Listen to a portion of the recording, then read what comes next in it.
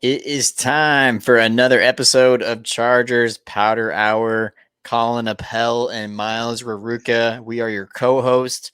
My dude, how are we doing going into this week 2 of the NFL season? Yeah, I'm doing great, man.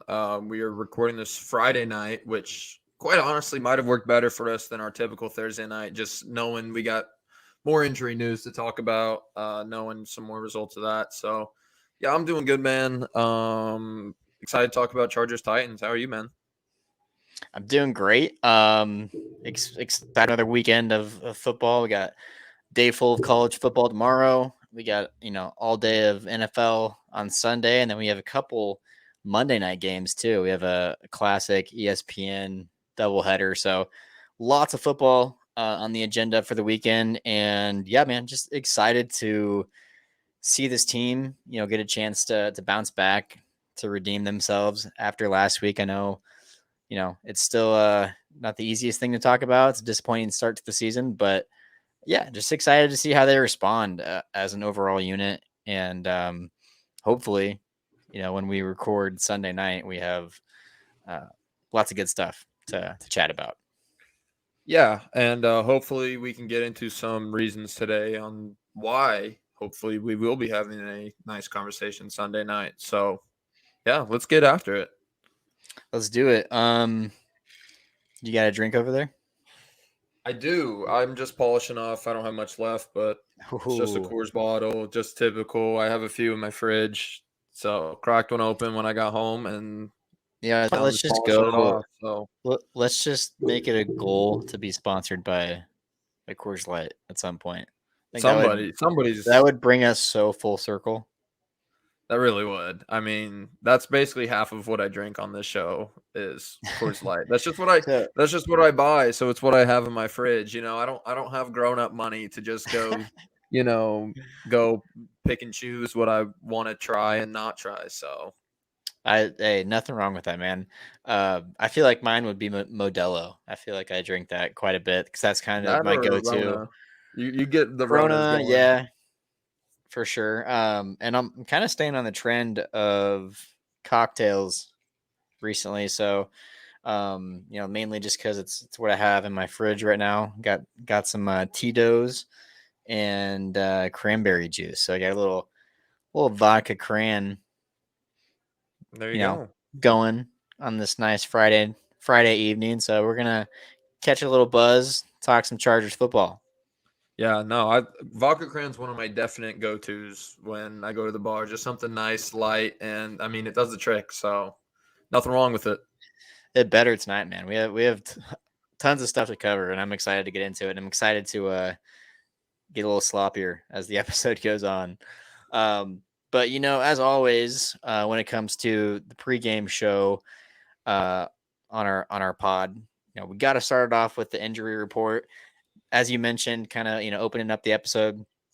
Uh, Typically we record Thursday night, but last night we had some stuff to work around, so we're recording Friday night, and maybe a little bit of a blessing for us to have at least more injury news to talk about, because it is impactful, and it does look like there's going to be some significant absences this Sunday. But just to get into it, man, on the Charger side of things, the final injury report. Oops, excuse me. Here it is. Final injury report for the week sees Joey Bosa, Austin Eckler, Diane Henley, Eric Kendricks, and Chris Rumpf on it. Um, Eckler, Henley, Kendricks, and Rumpf all doubtful. They all four of those guys had a variation of DNPs, or limited participation in practice this week. And Joey Bosa is questionable. He was limited today in practice. It's the only day he's practiced this week, but some pretty significant names on the list for the Chargers right now, and it's not. I mean, they're not. They don't seem like significant injuries, but it's still just kind of a sore sight to see. You know, Only week 2, and to see some big names on there. It's nothing that we're not used to at this point, but still just kind of sucks. Dude, what's the point of calling players doubtful? Never in my life do I think I've ever seen a player be listed as doubtful and then have seen them still play. So, I mean, pretty much, yeah, I'm expecting to go out there this week without Diane Henley, without Eric Hendricks, without Austin Eckler and Chris Rumpf. I'm not expecting any of them to play. Hopefully, Bosa can go. But, man, if not, I'm excited to see some more youth on that defensive line. I think guys like Tuli Pelotu can really step up. Um, so yeah, I'm more worried about our linebacking group more than anything. I mean, I saw just before we hopped on a tweet that said that Brandon Staley mentioned that Kenneth Murray will be calling the plays if Eric Hendricks cannot go, and just knowing what that man is capable of doing on the field, that does not make you feel warm inside whatsoever. Yeah, he does have a little bit of experience calling plays. I think he called a little bit his rookie season or earlier on in the Staley regime. I don't think it lasted long, but I mean, you're kind of stuck between a rock and a hard place if you're Staley. I mean, we already knew this was probably one of the weakest position groups on the entire roster, and it's getting tested right away. Two starters probably not going to be involved in this game. We still, Diane Henley being one of them who we're still waiting to see his Charger debut, and then the other one, Eric Hendricks, the big offseason signing this year. Uh, you know, didn't have the best performance week one. I was excited to see how he bounced back, and now it looks like he won't be out there. So yeah, it looks like Nick Neiman, Eamon Ogbongbemiga are going to see a lot of reps this week, and that scares the absolute living shit out of me, considering who our opponent is and the rushing attack that they possess. So yeah, dude. And Edge. I mean, Bosa and Rumpf already, banged up.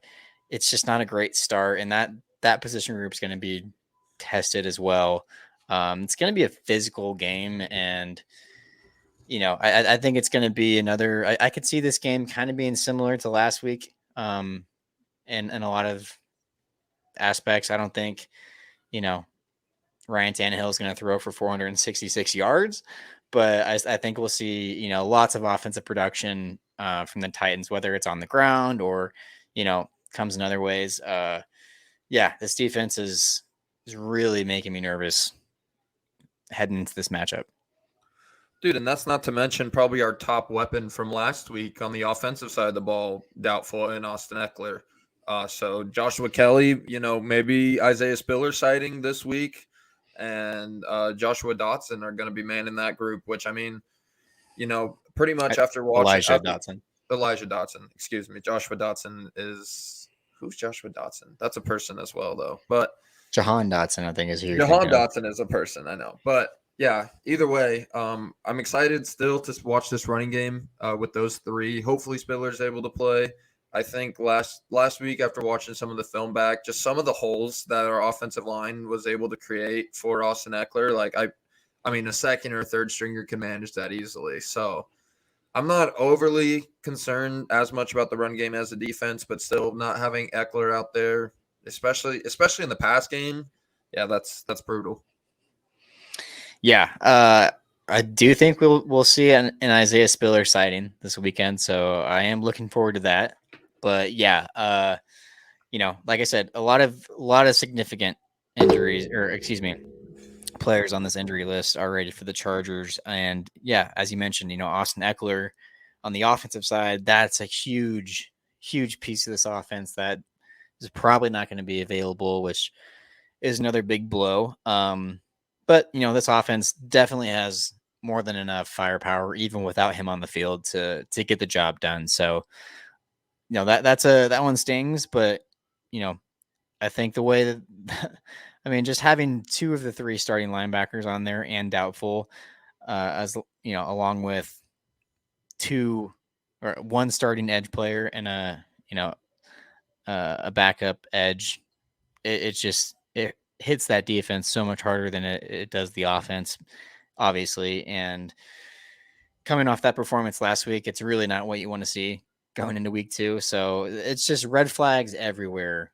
going into this matchup. And we'll talk about a little bit more about that specifically. But yeah, I mean, not not a fun injury report this week for Chargers Titans. Yeah, I mean, it is to be said, though, Titans do have their own players that will not be available. Christian Fulton and Amani Hooker will both be out this weekend. That's two key pieces of their defensive back room right there. DeAndre Hopkins is questionable, but has not Oh, I participated was all just week. yeah, Sorry, go ahead. that's my bad. I was gonna plug in DeAndre Hopkins, but No, I'll let no. you take care of the other big one because there's another huge one on here that I'm seeing. Peter Skoronsky. Yes, that's the one I was waiting for you to get to. Yeah, no, Peter Skoronsky with an illness. Practiced the last 2 days, did not practice today, though. Illnesses are kind of weird. He could be perfectly fine come tomorrow, or it can be a lingering thing. I'm still not overly concerned about his availability necessarily, but D Hop, questionable, but with all did not participate this week. I would say it's probably a long shot. It's usually very rare that if you don't participate in practice all week, playing on Sunday is not typical. So, yeah, I think it's a long shot for D Hop. Skoronsky, really just up in the air. Yeah, some significant injuries for the Titans as well. So it's not totally one sided. They're definitely going to miss Amani Hooker and Christian Fulton. I mean that's a hit on that secondary that you wouldn't like to see if you're a Titans fan. DeAndre Hopkins, yeah, I don't think he's going to be going. Just doesn't look promising for him. So you take away one big weapon on the offensive side for them, and I don't know how much the passing game will really come into effect in this matchup. I'm sure Tannehill will take what he can get, but I really think the bulk of this offensive attack is going to be on the ground. So I don't really know how much D Hop's injury will play into this matchup, but Skoronsky's the big one for me. Fellow Northwestern Wildcat along with Rashawn Slater. So kind of cool to see those guys going against it or going at it, I think, for the first time as pros. And yeah, I mean, did not practice all week. Obviously, not injury related. It's an illness, but that one is not looking great either. And I agree. Think that type of stuff can turn around fairly quick. We don't know what he's sick with and how long that can linger, but that's a big one because if he's not able to go, I think it throws some stuff off. I mean, look, do I really think it'll make a difference considering we'll probably have backup linebackers and, you know, a battered edge group? So, yeah, I don't know how much it'll go play or come into effect, but that could be a potential big missing piece for the Titans. Yeah, for sure. It's really like a soul for a soul kind of. They're missing some key pieces. We're missing some key pieces. I'm really expecting just a slugfest on Sunday. I wouldn't be surprised if this is a fairly ugly game that we're gonna witness. Yes, and this is a great time to transition to the next part of our show, which is covering the odds, covering the, some, I'm a betting guy now. Thank God I live in a state where I can bet on sports Okay, legally. don't rub it in. And if anyone else is, I'm going to throw out a few picks here that I think are just no brainers heading into this matchup. So if you're looking for, a single game parlay with a couple different picks in this matchup, definitely a few that I would recommend. And, if they hit, feel free to tip me out a little bit, you know, but number one, the over under for this game is listed at 45.5. I would strongly recommend to smash the over on this matchup. And I'm going to explain why. Obviously, this offense performed at a high level last week, 34 points. I think they're capable of that pretty consistently when you factor in who's the quarterback and what weapons are out there. Even without Austin Eckler, I don't think this offense will skip a beat and putting up points. So I'm expecting, around 30 from the Chargers. I'm thinking probably 31 is kind of the number that I came up with earlier. So, that basically means the Titans have to score 2 touchdowns and you're already at the over. So I think this Titans offense is going to have a field day on the ground. I'm sure they'll get a handful of field goals and probably a couple touchdowns to go with that. So when you add it all up, it's over 45.5. And I mean, I just think the injuries on this defense and, another good offensive performance by the Chargers, that's an easy hit. I can't agree more with you. I think the defenses are really going to be the two units on this field that are really just going to feel out of place. I think the Titans do boast a lot better defense than the Dolphins, but like we mentioned, they have two of their guys in the defensive backfield not going to be able to play this week. Our offense, other than Eckler, fully healthy. All the weapons are there. Offensive line is there. Yeah, I wouldn't be surprised if this is just an absolute bloodbath going back and forth. And especially Chargers 30 plus, definitely not out of reach whatsoever. I don't think so at all. I do not recommend betting the money line or the spread on this game, especially if you were thinking about betting in the Chargers' favor. I just don't know. I thought about adding it into one of my parlays, and I just don't. I just do not trust betting really for this team right now. Or I mean, I could bet against them, but that just doesn't feel right because I hate rooting. I mean, at that point, like, what's the point? Like, you're what, trying to get your team to lose for you to hit your bet? That's just madness. Yeah, you can't be doing that. So I don't like to bet against them. If I really like a matchup that I strongly think they can win, then I'll recommend it. But I'm going to stay away from it this week. But other odds and props that I did have pulled up to bet on. Joshua Kelly, right now the over under is 55.5 on the ground. I think that's a pretty strong smash on the over. He had 91 last week being in a backup role, and he's going to be the feature back this week. So he's going to get his touches, and this offensive line is healthy. So I'm taking the over on Joshua Kelly, 55.5, and I recommend that you do too. One tough thing is Titans defensive line. Jeffrey Simmons is out there. They do have a very good defensive line, but with our dogs up front, I mean, definitely 55.5. I mean, that seems free to me.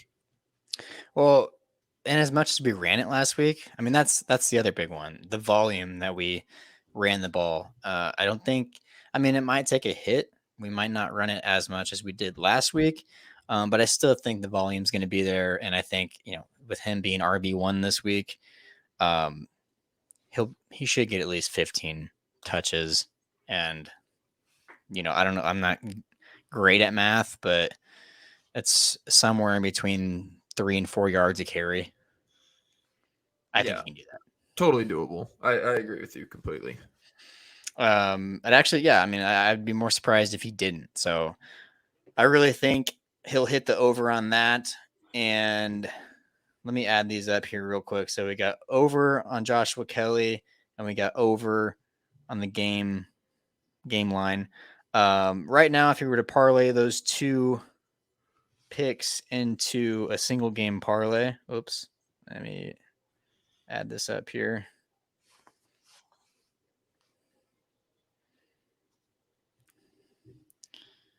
If you bet $10 right now, you would win 32 bucks. And that's just on those two. So if you want to put down an easy 10, make a quick 30 bucks this weekend, that's my advice. And I'll back you up on that. I could not agree more. So definitely hammer that. It's our advice, and if it does not hit, you can come and shame us on Twitter, and we'll accept it. We'll take it like men. So Yeah, I really like. I mean, that's you can stack more on top of there, but those are just two lines that I thought were an easy hit. Now, obviously Vegas knows better than us, but I feel confident about those two picks. Big time.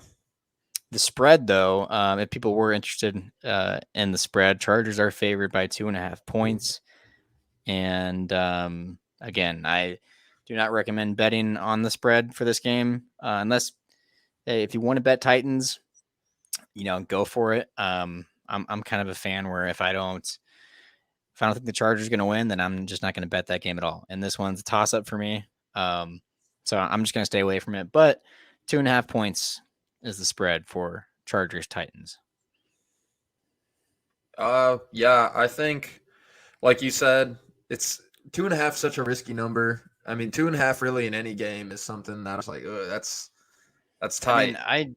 I generally stay away from the spread in NFL at all. I mean, I'll usually just go money line, just because. Yeah, I mean, like the standard is like 3 points. The home team is usually going to be favored by 3. There are exceptions, obviously. If you have a really bad team at home, they still might not be favored. But even then, it's usually never more than 3 points, and it's just tough, man. Like, look, I mean, NFL games are they're just designed to come down to the wire. And that's not just coming from a Chargers fan, because I Scripted. mean our games do every week, which is a lot of fun. But that's true. I mean, a lot of the games I was watching this last weekend, it doesn't matter who gets up by 2 touchdowns, 3 touchdowns.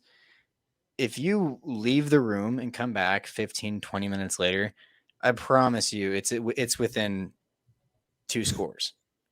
It's And just then if how you it come is. back, yeah, if you come back 5 minutes later, it's like magically an 7 point game. And it's like, I mean, that's the one thing about the NFL that's just like, it is tough as hell to bet. And any given Sunday, that's definitely a real thing. Um, but they're just designed to stay close. Like I was paying attention last night, when the Eagles got up 27-7. I'm like, all right, here we go. Game over. And, they ended up hanging on, but 27-21, I believe, was the final score. So, yeah, I generally just stay away from the spread because I know it's always going to come down. I mean, 9 times out of 10, it's going to be a 6-7 point game. Hey, exactly all that I want to worry about is winning the game outright. I don't want to worry about having to cover some spread or anything. Hey, if we win by I 1, if we win by 20, it's the same feeling to Exactly. me. Win is a win. So It's simple, and you don't have to worry about other factors. So, yeah, I usually just stay in rock money line. And if you want to do that for this game, be my guest, because I am not. But this gives us a great transition into the keys to victory. So, we last week's episode we touched on keys to victory, and I feel like we were on the right track. It's just the Chargers decided not to do a couple of those things, so we did not get the victory. they didn't agree with us. They had They they did had not. other keys to They had other keys to victory. They had their own, and they rode that.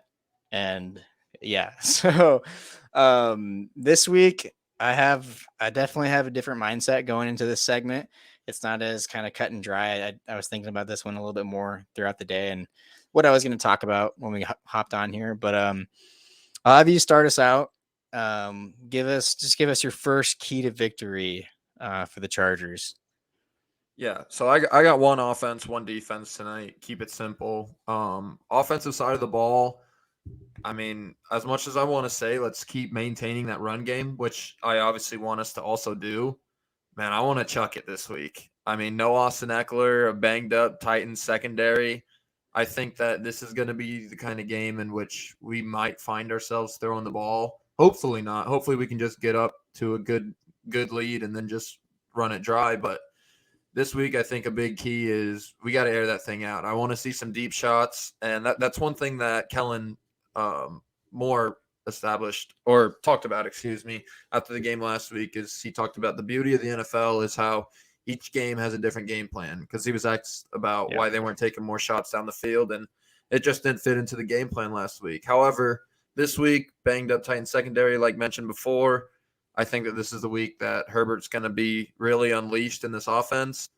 And I think definitely if Herbert throws for 350, like there's no reason that we shouldn't win this game if Herbert is able to throw for 350 or Oh more. yeah.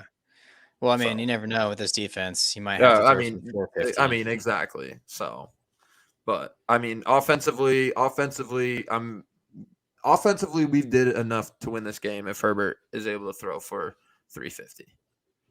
Oh yeah. I don't even know if it'll take that that much in the air. I mean, I would love to see that. That would be a great.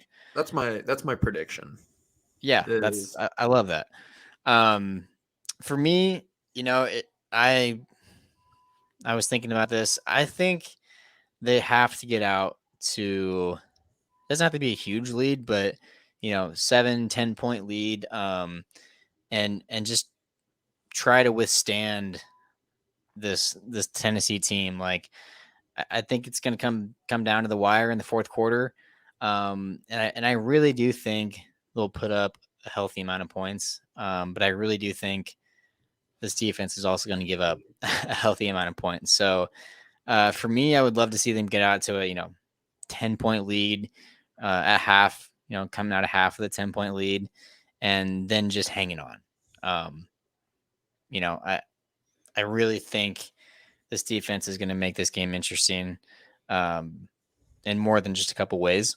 So for me, it's about getting off to a fast start, getting off to a quick lead, and then just establishing dominance in the ground game and just riding this one out.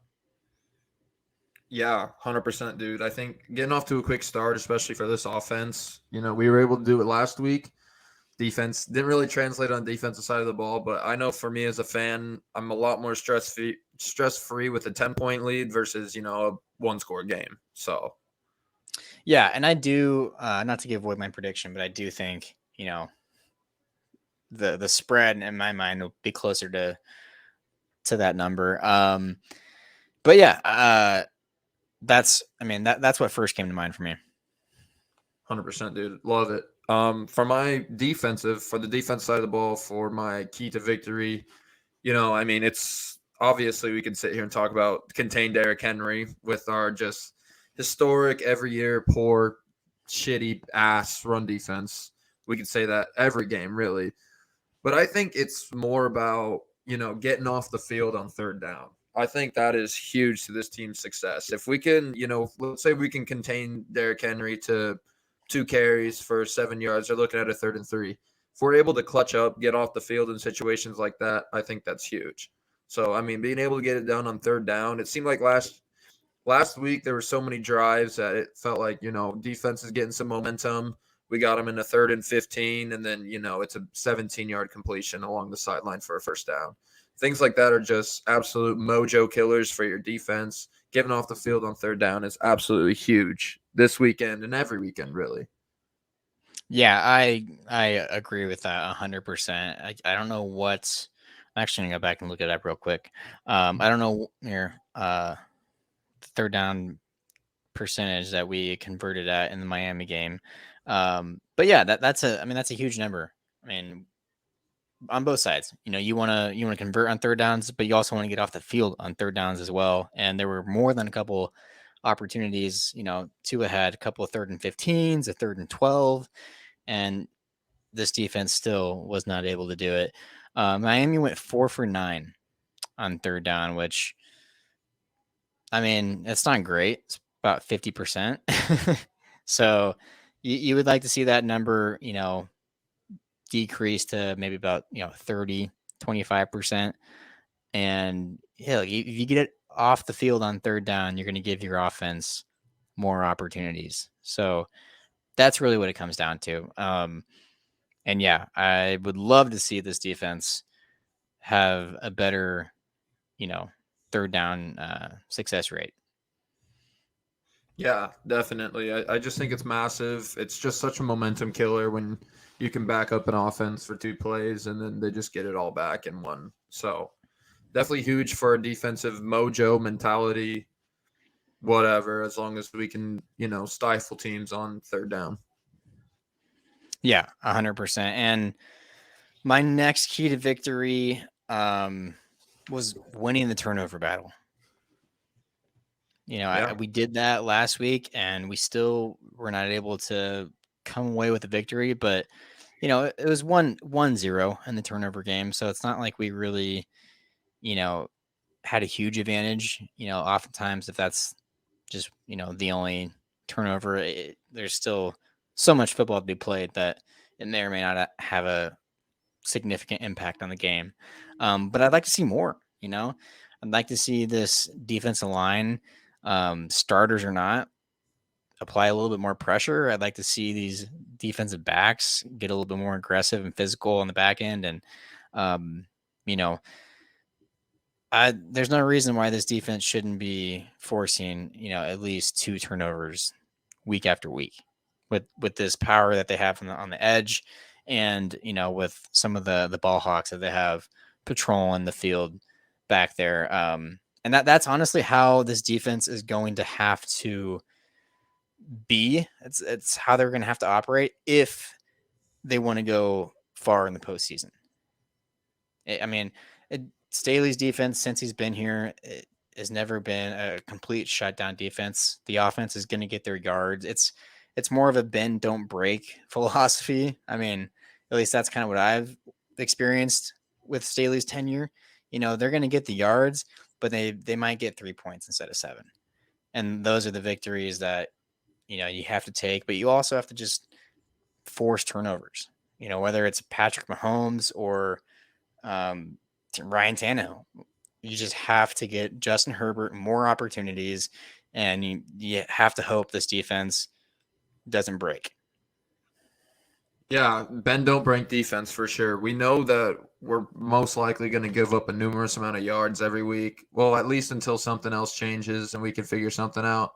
But if we can give up yards, but get 2-3 turnovers a game, those are 2 or 3 drives right there that are taken away. Those yards don't matter for that offense. So Yep. obviously massive every week, especially this week. Turnover battle's huge. Yeah, 100%. Definitely, man. I don't have any more keys. Did you have any more that you thought of? No, I'll keep it at 2, just because I would really be reaching for a third, so I'm just gonna keep it there. I did real quick have Titans and Saints. I had the box score pulled up from last week, and Ryan Tannehill had a lot worse of a week than I thought he did. He was brutal last week. Yeah, I guess I didn't really pay attention at all to that game, but We had our yeah, own worries. 16 of 34, 198 yards, 5.8 average in the air, 3 interceptions. Yeah, how do you say this team's going to run the ball like 40 fucking times on us? I mean, If not more. they are. Like they are. That's their key. That's their key to victory for sure. Derrick Henry, 15 carries for 63 yards. Tyjae Spears, who also was on the injury list. We didn't mention him, but he looks like he's going to play. So that's why I didn't really throw him out there. Had 3 carries for 27 yards. He got taken off the injury list today. He's full go. Oh, okay. But yeah. Yeah, 3 carries for 27 yards for Tyjae. That's a pretty good clip. It's like 9 yards a carry. Yeah, that's gonna be your duo right there, Henry and Spears. And so you just cross your fingers, say a prayer, whatever you got to do, just hope and pray that this defense, or excuse me, this rushing attack, is somehow contained this weekend. Yeah, I would say I don't think the Titans boast the best O-line in the league. Far from, if anything. So pressure after Tannehill, obviously getting Derrick Henry, stacking the box, trying to get Derrick Henry down after 1 or 2 yards is obviously a massive key to victory. But that's an elephant in the room when you're playing the Titans. That's any team's key to victory. So yeah, their offensive line, doesn't strike me as anything crazy, but then again, the Chargers. So Chargers faced a backup tackle last week and some young players as well. So they weren't able to take advantage there, and who knows? I really hope we see a different defensive line than we did last week, because that might have been one of the more disappointing parts of last week in general, was just the lack of the pass rush. The And non-existence of our two, Pro Bowl defensive ends just being absolutely yeah, nowhere to be and seen. McDaniels did call a hell of a game, and he kind of took them out of it from the jump. But maybe different matchup. Maybe we see more opportunities for this pass rush to get home and affect the game. But yeah, no. Other than that, I didn't have any other keys to victory. So storylines to watch for. I last week we talked about McDaniels and Staley and that whole storyline, and also of course Tua Herbert. And going into this week, I was trying to think of like Chargers Titans storyline specifically, but I really couldn't think of anything crazy between the two teams. And so my mind naturally just kind of went back to just the Chargers. Like what's the storyline to watch for going into week 2? And I mean, it was pretty obvious. I didn't have to think really long about it, but you know, how is this team going to respond? And how, more importantly, like they need to respond and get a win. Like they cannot start 0-2. Because I don't care if the Chiefs are in Jacksonville this week, the odds of the Chiefs starting 0-2 just are very low. Like I am putting a lot of money on the Chiefs to win this week, because they just don't start 0-2. It's just not something they do.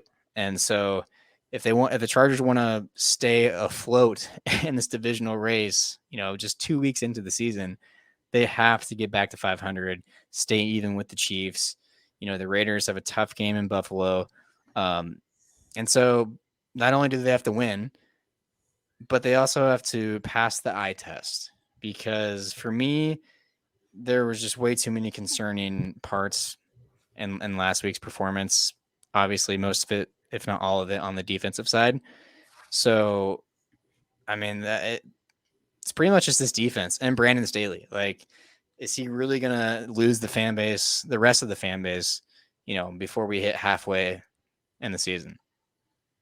Dude, before we even hit our week 5 bye week, I mean, I don't even feel crazy to say that. I think that this is a must win for this team in week 2. I mean, I don't want to go into Minnesota 0-2 playing a team that can probably throw for 500 yards on us coming It off was 10 days also of rest. 0-2.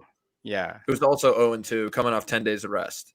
I don't want to do that. So And I think just early in the season, for the mojo of this team, this defense, I really want this defense to have a massive bounce back this week.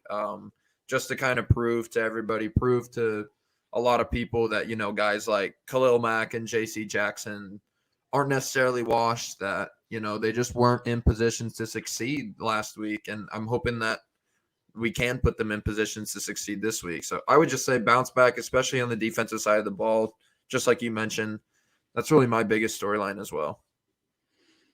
Yeah, and you start to look at the schedule. If they drop this game against the Titans, they start 0-2. Then, like you said, going into a Minnesota team that's also 0-2 next week, and just given our history with Minnesota, like just not great. we never really play them great.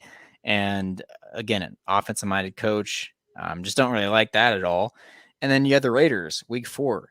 You know, tough divisional matchup. It is at SoFi, but as much as we hate the Raiders, like you got to respect them. They're a divisional team. They're going to bring it. I don't care who the quarterback is. I don't care who the coach is. It's gonna be a dogfight. Um, obviously week 5 bye, and then week 6 get the Cowboys. So yes, I mean this defense is a big storyline, but also I'm just monitoring like the Brandon Staley hot seat at this point, and it's crazy to say that 2 weeks into the season. But like I said, you zoom out just a couple weeks down the road, and they could roll into week 6 2-2 or 1-3, And if that's the case, like, yeah, I mean, I think Staley at that point will probably have lost a majority, or if not the rest of the fan base. Obviously, it would only be week 6 at that point, but still, like, the expectations for this team, after last season, how last season ended, no one wants to start 1-3 or 2-4 or 3-4 even. Like, if this team is serious about making a run, they have to position themselves uh, to make the party, to make the dance, and then they have to go on a run from there. They have to be healthy. There's a lot of stuff that has to happen, not only just to make the playoffs, but also to set yourself up in a position that you have, an easier path to go on a run. So I, yeah, that's just something I'm monitoring. That's going to be a weekly thing, I think, for me for the next like 5 or 6 weeks. It's just like, okay, Brandon Staley this week, Brandon Staley next week, and yeah, I don't know. That's something I'm paying attention to at this point. Yeah, 0-2, not ideal.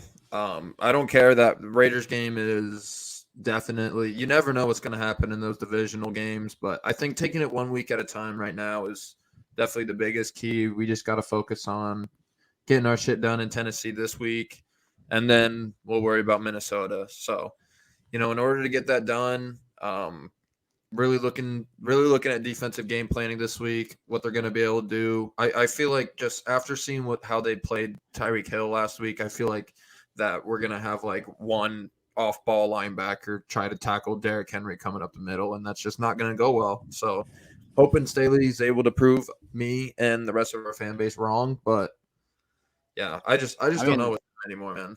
I hope so too, man. I don't want the season. I don't want to be 7 weeks in, 8 weeks in, and I don't want our show to be revolved around Brandon Staley or his job security. Like, I really don't.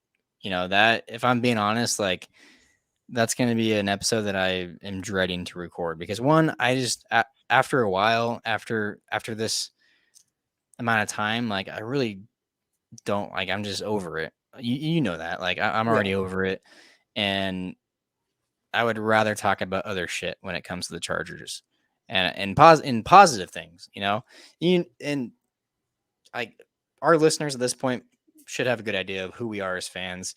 We're realists. We're never going to sugarcoat things. Um, but we're also never going to just constantly shit either. But it's emotion, it's fandom. That's part of it. It's a big part of it. And so we get emotional. We talk about this team, on the highs, on the lows.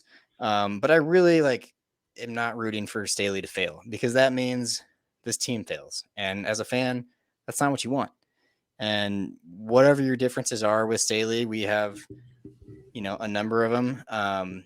You're always hoping that he can figure it out.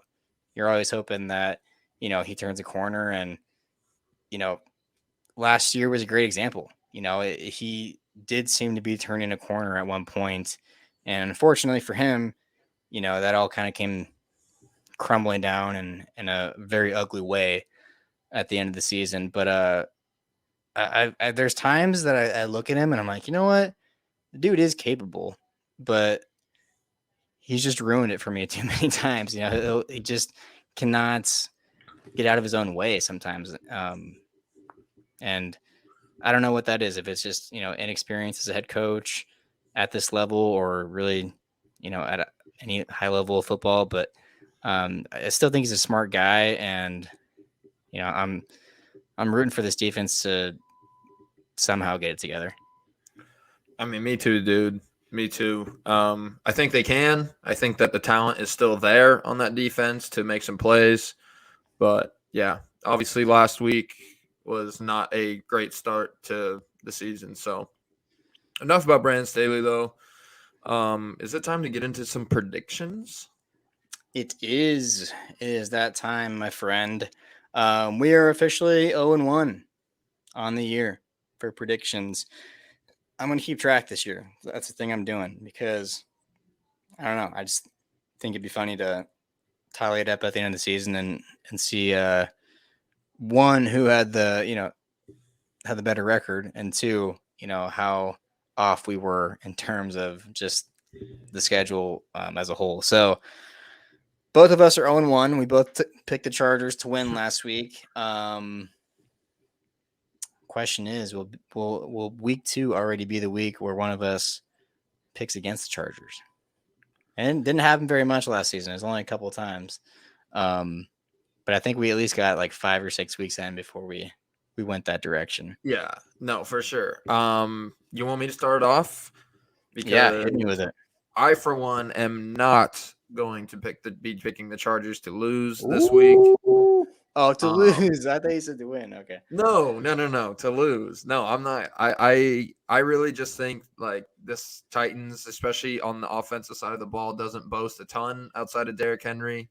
Yeah, there's a chance that he gets 40 carries and goes for 340 yards on us, but I mean, that's not realistic. Tannehill looked horrible last week. I think this defense could have a massive breakout, or at least show us, we're still here. We're still around this week. Yeah, I got the Chargers winning this one by the score of 31-17. Ooh, I like it, man. 31-17. If I'm doing the math, that hits the over on the 45.5. Smash that over, baby. Smash it. That math is mathing. 48 total. I'm expecting a big week offensively, and hopefully defense can do enough to get by. But I don't see this Titans passing attack putting up 30-something points. I really don't. Yeah, I do not see that happening in the passing attack either with the Titans. Walk me through that prediction. Is it because 31-17 sounds like a blowout, but if I think mean, if you're a Chargers fan, is it going to be an enjoyable, easy victory, or is it going to be well, I mean, another grinder? I think, like you mentioned in your keys to the game, I think Chargers can get out to a 10-point lead and then just kind of ride it from there. And I think I'm thinking the Titans will just be playing catch up ball, be forced to throw it in the air, which is not their strength offensively. So as long as our offense can score some points and the Titans are forced to keep it in the air and not be able to run the ball, I think that bodes very well for our chances of winning this So you weekend. think it's gonna be a relatively, I don't want to say easy, but manageable victory? I don't think that we'll be sweating too much in the fourth quarter. No crazy drama.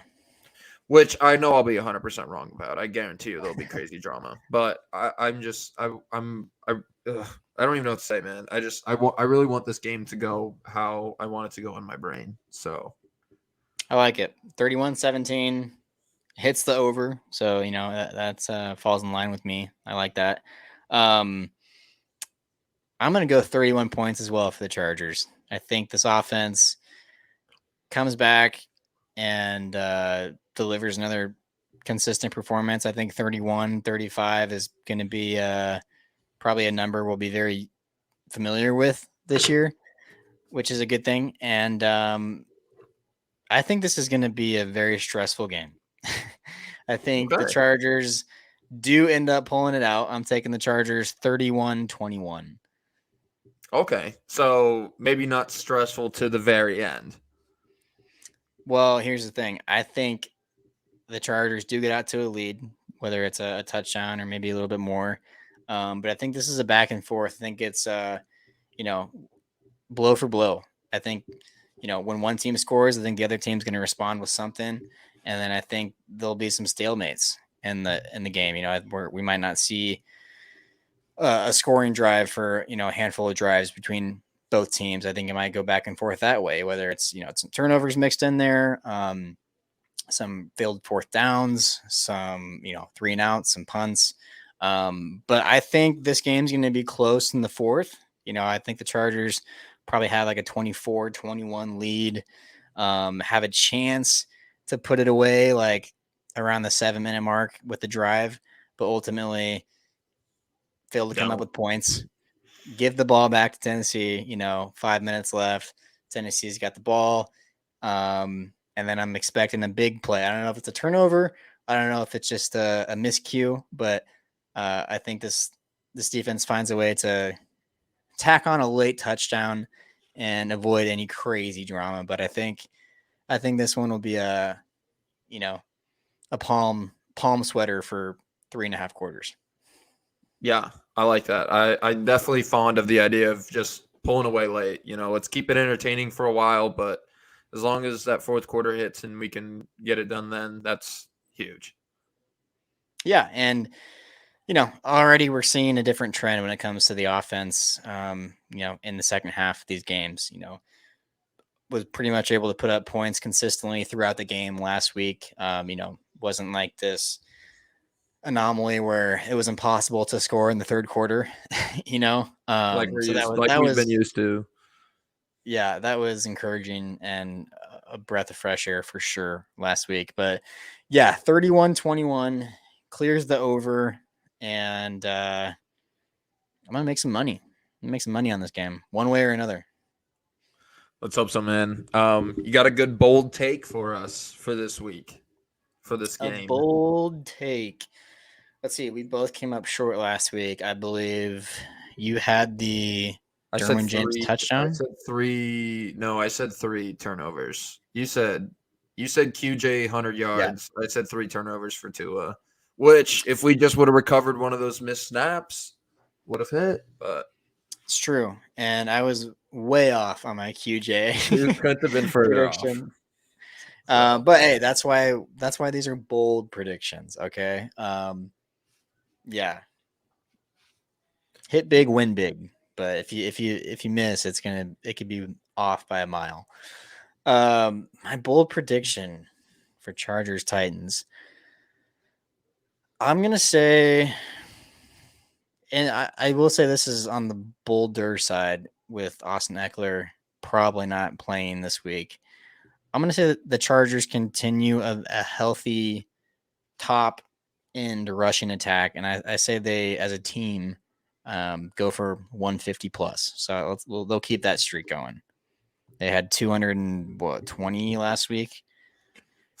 If we keep that streak going all season, then I think our record will look pretty good at the end of the year. So definitely, 100. And look, do I think they put up 200 again? No, but I still think they'll have a very healthy attack on the ground, some balance, and could be the reason why they pull away late. Yeah, I love it, dude. I'm also going to make a prediction based on the run game, but on the Titans run game. This defense is embarrassed from last week.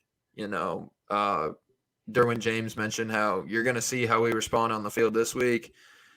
Give me Derrick Henry under 100 yards this week, which I know is incredibly bold knowing our rush defense.